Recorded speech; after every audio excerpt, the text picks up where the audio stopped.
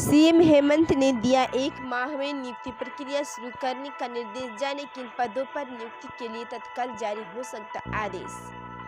झारखंड में जो भी रिक्तियां हैं उनकी विसंगति दूर कर 1 माह में विज्ञापन जारी करने का निर्देश मुख्यमंत्री हेमंत सोरेन ने दिया है। बताते चले कि नियुक्ति को लेकर झारखंड के युवाओं ने ट्विटर पर आंदोलन शुरू कर दिया था। आंदोलन में युवाओं का समर्थन करते हुए झामुमो विधायक सुदीप कुमार ने ट्वीट किया था।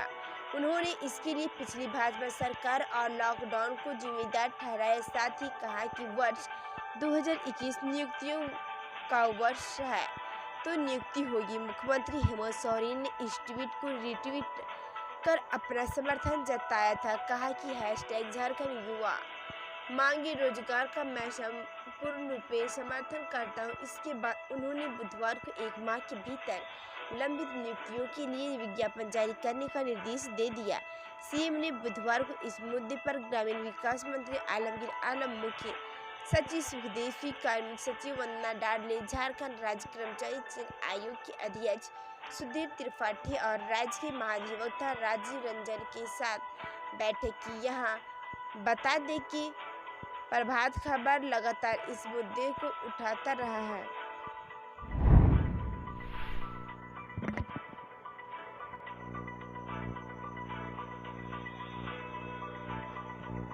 झारखंड में 1 जुलाई तक बढ़ा स्वास्थ्य सुरक्षा सप्ताह। सभी निर्देश पूर्व की तरह रहेंगे जारी। झारखंड में बिना किसी छूट के साथ स्वास्थ्य सुरक्षा सप्ताह को एक बार फिर बढ़ा दिया गया। अब राज्य में 1 जुलाई 2021 की सुबह 6 बजे तक मिनी लॉकडाउन जारी रहेगा। आपदा प्रबंधन प्राधिकार की बैठक की अध्यक्षता करते हुए वर्तमान स्थिति का आकलन करते हुए सीएम हेमंत सोरेन ने कहा कि राज्य में कोरोना संक्रमण का खतरा अभी टला नहीं, इसलिए सभी को सतर्क रहने की जरूरत है।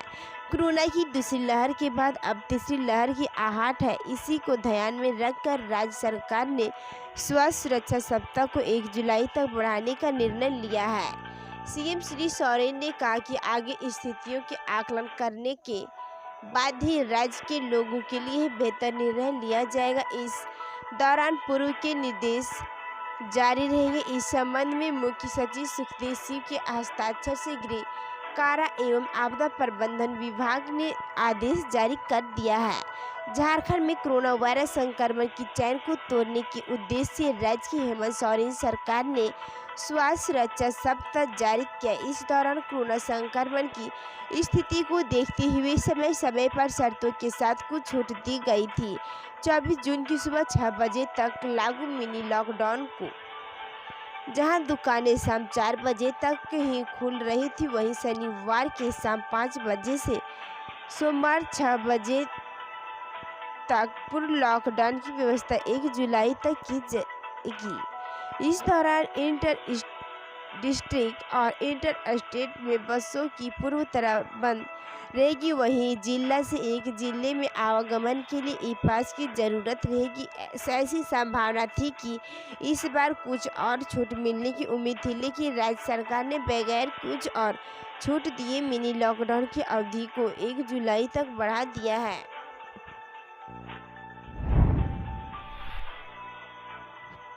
मैनहार्ट घोटाले में पूर्व मुख्यमंत्री रघुवर दास समेत अन्यों को नोटिस, एसीबी कर रही जांच। मैनहार्ट घोटाले में भ्रष्टाचार निरोधक ब्यूरो ने पूर्व मुख्यमंत्री रघुवर दास व शशि रंजन कुमार को नोटिस जारी कर पक्ष रखने को कहा। एसीबी ने गुरुवार को दिनों को नोटिस किया था। शशि रंजन कुमार वर्तमान में additional financial adviser textile department Udyog Bhavan Delhi में कार्यरत है। जानकारी के मुताबिक मैनहार्ट को काम के आवंटन करने से जुड़ी एक उप समिति में शशि रंजन कुमार अध्यक्ष थी, वहीं परामर्शी समिति में भी वह बतौर सदस्य शामिल थे। एसीबी ने इस मामले में 5 नवंबर 2020 को प्रारंभिक जांच दर्ज की थी। माना जा रहा है कि इस मामले में अब पूर्व मुख्यमंत्री रघुवर दास की मुश्किलें बढ़ सकती है। बता दें कि बीते 2 अक्टूबर 2020 को मुख्यमंत्री हेमंत सोरेन के मैनहार्ट घोटाले की एसीबी जांच कराने का आदेश जारी किया था। बता दें कि 2005 में रांची के सीवरेज नेट सिस्टम के निर्माण के लिए मैनहाट कंपनी को परामर्श बनाया गया था। उस समय रघुवर दास राज्य के नगर विकास मंत्री थे। रघुवर दास के मंत्रिमंडल में कैबिनेट मंत्री रहते हुए सरयू राय ने मैनहाट को परामर्शी बनाए जाने पर सवाल उठाया था और कहा कि इस पूरे मामले में अनियमितता बरती गई।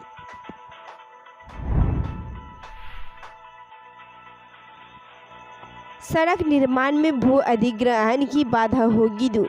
सीएम हेमंत सोरेन ने अधिकारियों संग बनाया प्लान। झारखंड में सड़कों के निर्माण में तेजी आएगी। सड़क परियोजनाओं के लिए फॉरेस्ट क्लियरेंस, यूटिलिटी शिफ्टिंग और भूमि अधिग्रहण से जुड़ी समस्याओं को जल्द से जल्द दूर करने के लिए हर 15 दिनों पर समीक्षा की जाएगी। संबंधित विभागों के साथ बेहतर समन्वय स्थापित किया जाएगा। ये निर्देश मुख्यमंत्री हेमंत सोरेन ने गुरुवार को पथ निर्माण विभाग की समीक्षा के दौरान दी। उन्होंने इस दौरान विभिन्न सड़क परियोजनाओं की प्रगति, नई सड़क निर्माण से संबंधित कार्य योजनाओं और राजस्व संग्रह की समीक्षा की।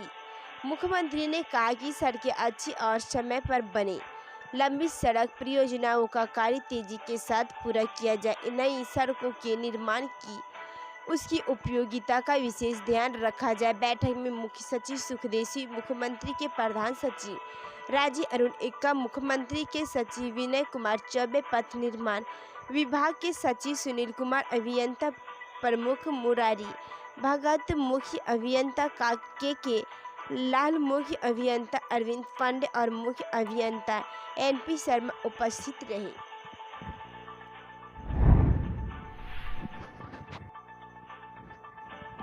अतिक्रमण करना पड़ेगा भारी, हाईकोर्ट ने प्रशासन को सख्ती का दिया निर्देश।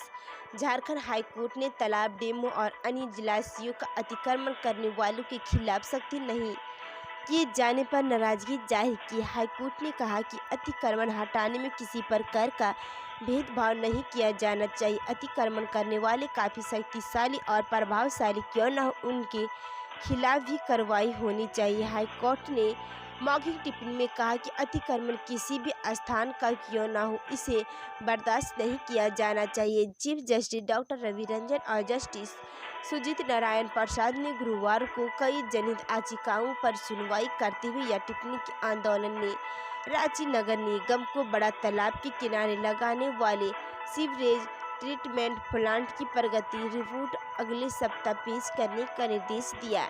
सुनवाई के दौरान याचिका दायर करने वाले की ओर से अदालत ने बताया कि बड़ा तालाब में के किनारे अतिक्रमण हटाने का काम धीमी रफ्तार से चल रहा है। अभी भी बड़े अतिक्रमण को नहीं हटाया गया। बड़ा तालाब अभी भी नालों का दूषित जल गिर रहा है, इससे तालाब का पानी खराब हो रहा है। नगर निगम की ओर से बताया कि बड़ा तालाब के किनारे सीवरेज ट्रीटमेंट प्लांट लगाया जाएगा।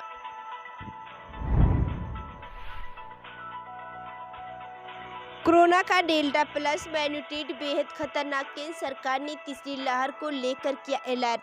कोरोना की दूसरी लहर में कहर बरपाने वाले डेल्टा म्यूटेंट के बाद अब डेल्टा प्लस म्यूटेंट ने सरकार की चिंता बढ़ा दी है। महाराष्ट्र, केरल और मध्य प्रदेश में डेल्टा प्लस के मामलों की पुष्टि होने के बाद केंद्र सरकार ने तीनों राज्यों को अलर्ट कर दिया। साथ ही केंद्र सरकार ने झारखंड को भी सावधान करते हुए विशेष एहतियात बरतने का हिदायत दी है। राज्य सरकार को भेजे गए पत्र में केंद्र सरकार ने आग्रह किया है कि डेल्टा प्लस के कारण तीसरी लहर के आने की संभावना जताते हुए रोकथाम के उपायों पर जोर देने की हिदायत दी है। इसके लिए केंद्र सरकार ने व्यापक स्तर पर कोविड जांच कराने, पॉजिटिव मरीजों की सघन और त्वरित कनेक्ट टेस्टिंग और जांच सुनिश्चित करने का, टीकाकरण की रफ्तार बढ़ाने के साथ साथ भीड़ को रोकने एवं कोविड प्रोटोकॉल का पालन सुनिश्चित कराने की हिदायत दी है। डेल्टा प्लस वेरिएंट से बचाव की तैयारी को लेकर गुरुवार को केंद्र सरकार झारखंड के साथ साथ अन्य राज्यों के अधिकारियों के साथ समीक्षा भी करेगी। बताया जा रहा है कि रिम्स में 3 सैंपल डेल्टा प्लस वेरिएंट के संदेह में जांच के लिए भुवनेश्वर भेजे गए, लेकिन अभी तक उनकी रिपोर्ट नहीं आई है।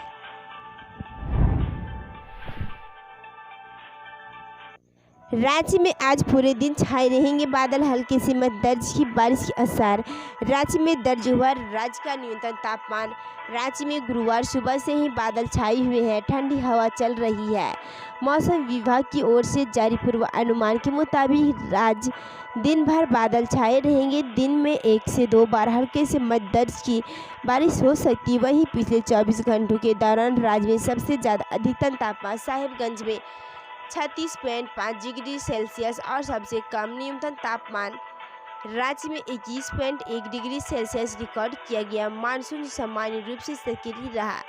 राज्य में कहीं कहीं हल्के से मध्य दर्ज की बारिश दर्ज की गई। राज्य में सबसे ज़्यादा बारिश सिमडेगा के कुर्कीडेगा में 73.2 मिलीमीटर रिकॉर्ड किया गया।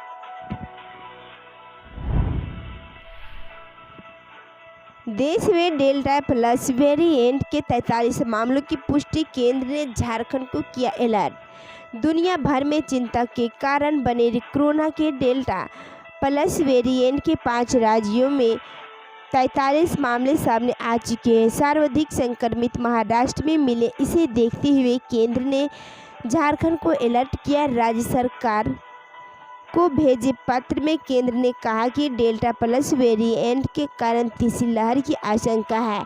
ऐसे में व्यापक स्तर पर कोविड जांच करें, कनेक्टेड टेस्टिंग कर जांच और टीकाकरण की रफ्तार बढ़ाए, भीड़ रोकने और कोविड प्रोटोकॉल का सख्ती से पालन सुनिश्चित करें। झारखंड में अप्रैल से जून के बीच एकत्र नमूनों को जीनोम सीक्वेंसिंग के लिए ISL भुवनेश्वर भेजा गया था। रांची, जमशेदपुर, धनबाद, हजारीबाग और पलामू से भेजे गए कुल 328 सैंपलों में से 204 का डेल्टा, 63 में कंपा, 29 में अल्फा वेरिएंट मिले हैं।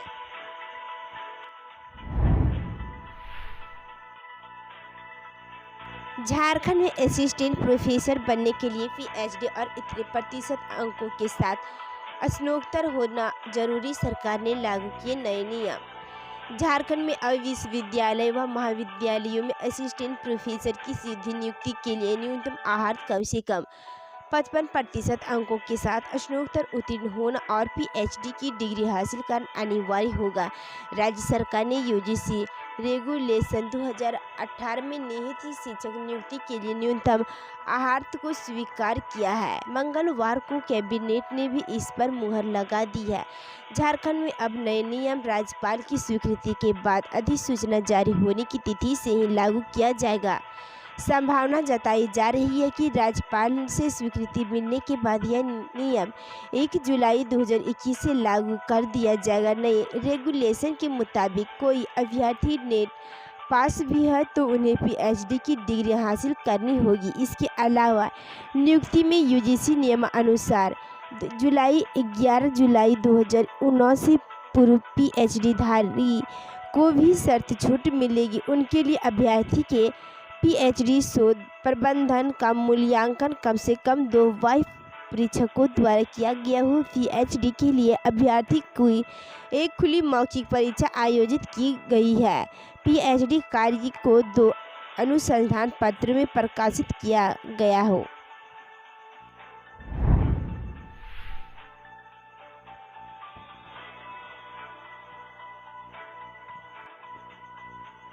राज्यपाल मुर्मू ने दिए ऑनलाइन क्लासेज पर ये सुझाव। झारखंड की राज्यपाल द्रौपदी मुर्मू से नीलांबर पीताम्बर विश्वविद्यालय के कुलपति डॉक्टर रामलखन सिंह के राजभवन में मुलाकात की। इस दौरान राज्यपाल ने विश्वविद्यालय की शैक्षणिक एवं प्रशासनिक गतिविधियों की समीक्षा की। राज्यपाल ने कहा कि कोरोना की वैश्विक महामारी की वजह से छात्रों की पढ़ाई प्रभावित हो रही। ऐसे में शिक्षकों को चाहिए कि वह छात्रों का निरंतर मार्गदर्शन करते रहे। राज्यपाल ने कहा कि शिक्षकों को अपने लेक्चर YouTube आदि प्लेटफॉर्म पर भी अपलोड करना चाहिए। इसके अलावा शिक्षक वेबसाइट ऐप ग्रुप बनाकर भी छात्रों का मार्गदर्शन कर सकते। उन्होंने कहा कि सुदूरवर्ती ग्रामीण क्षेत्र में रहने वाले छात्रों की मदद के तरीके के बारे में भी सोचना होगा।